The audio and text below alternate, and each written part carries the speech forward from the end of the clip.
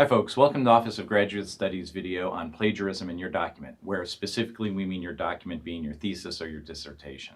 The Office of Graduate Studies runs a series of evaluations on your documents when you submit them to us. First one is to look for copyright, and there's another video for that one, so that if there are any infringements on copyright that might be taking place in your document. And then the other one is to do plagiarism checks. We run a software program called Authenticate, and if you're concerned about it, your advisor will have access to Authenticate and can evaluate the document before you submit it to us. For this video, we're going to focus on two main types of plagiarism. The first is verbatim plagiarism. This is where you incorporate the same words that someone else wrote into your document. Now, it's still verbatim plagiarism even if you slightly alter the text or if the structure and the majority of the words are the same. This is plagiarism.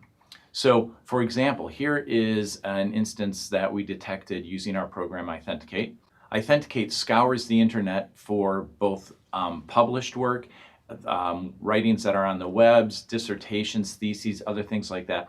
And if you have taken a chunk of work from somebody else's work and put it in your own document, it's going to catch it. So up here you can kind of see that we have a series of things that are highlighted. This highlighted section is identical to other published work, and the words that are in purple in the box up here are the same as the words that are highlighted in purple over here. Now this is likely plagiarism because it's really unlikely that somebody is going to come up with using the exact same set of words.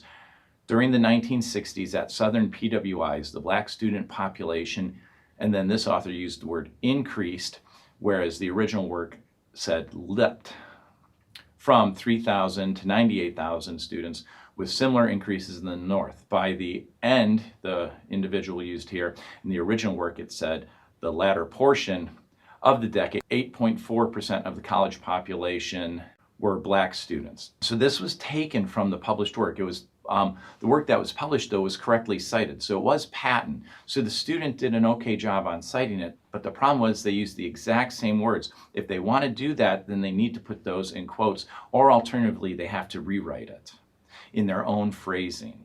Now, one of the easier ways to do this, if you want to try and incorporate somebody's idea, but you're worried about using the same words, is to read what you want to include, sit back, relax, don't think about it for 10-15 minutes, and then go back and start typing it in, and you're likely to come up with an entirely different set of phrases that will make it your own words as opposed to the words of the individual that published the document.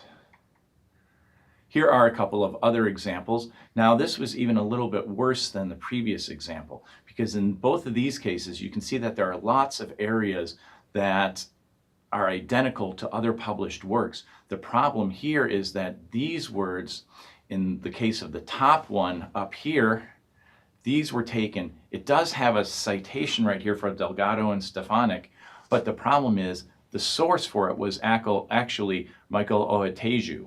So even though they cited a source, they didn't cite the source where they took the work from. So this is a really blatant example of some plagiarism. And the same thing happens down here in the bottom one, where the author takes the words exactly from the highlighted words in the box here, but they don't bother citing them even. So this is really some of the most egregious styles of plagiarism that we can have. Don't do it. Rewrite the words in your own phrases, or alternatively put things in quotation marks so that we know that it is a direct quote and all of the readers will know it's a direct quote. The other type of plagiarism that we see a fair bit is called patchwork or mosaic plagiarism. And this is where students copy sections from multiple different sources, mesh them together to produce the work themselves. So as we look here, we can see that this is a particularly bad page from a dissertation we had, where almost everything on the page is plagiarized from somebody else's work. But in particular, if you look over here, you can see that in this one paragraph, we have phrases coming from source 5 in green, 4 in blue, 53 in the lighter green, and 1 in the salmon color. So the student has taken 4 different sources, melded them all together, and is now using it as their own. So this is a particularly egregious example of what we might end up seeing. So again, you could avoid doing this by just taking and rephrasing this in your own words. Sit back, relax, have a little bit of water, surf your phone, do whatever you want, but come back to it in 10 minutes and try and rewrite it. Now, there are lots of things that Authenticate might highlight as being identical, but we wouldn't consider it plagiarism. So for example, when we look here, we can see that it's a list of 22 OECD member countries. Now, whenever you have a list of things, there's only so many ways you can order that list, and probably somebody else has ordered it in that way previously. Or alternatively, in this case, it makes sense because it's ordered alphabetically. We don't consider that plagiarism because it's the only way that makes sense. Similarly, you can use short snippets of words. So for example, up in 13 there in the top salmon color, it says, are increasing faster than any other. That's a phrase that you're going to find all over the place. It's not plagiarism. It's just sometimes people are going to string specific sets of words together. Citations. So you'll also notice, like here on the green where we have the citations highlighted. Of course, citations are going to pop up as having been identical to somebody else's work because you're citing them just like somebody else cited them. We don't care about that. And then also, we don't care about appropriately identified quotations. Now, an appropriately identified quotation, though, is something that is fully encased in quotation marks, is set off and indented as one would typically expect to see for a quotation if it's a longer quotation. So those aspects are okay as well, but make sure that you still cite it. You can put things in quotation marks, you can indent and offset them and to indicate that they're quotes, but if you don't cite that source who was producing that quote originally, then that's still going to be plagiarism because you need to indicate who originally produced those words. So there's a couple of great videos here to try and watch and get a better understanding of what plagiarism is.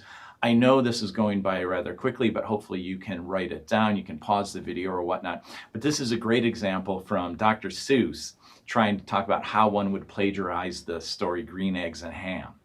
And it's really informative and it's a little lighthearted, but it's an excellent source. And then down here we have a whole set of clips that are all dealing with plagiarism. So take a look at those. If you have questions, contact us through email at cgsforms@cmich.edu or give us a call at 989-774-3873. And as always, we look forward to seeing your dissertation or thesis and seeing the incredible work that you've done while a graduate student here at Central Michigan.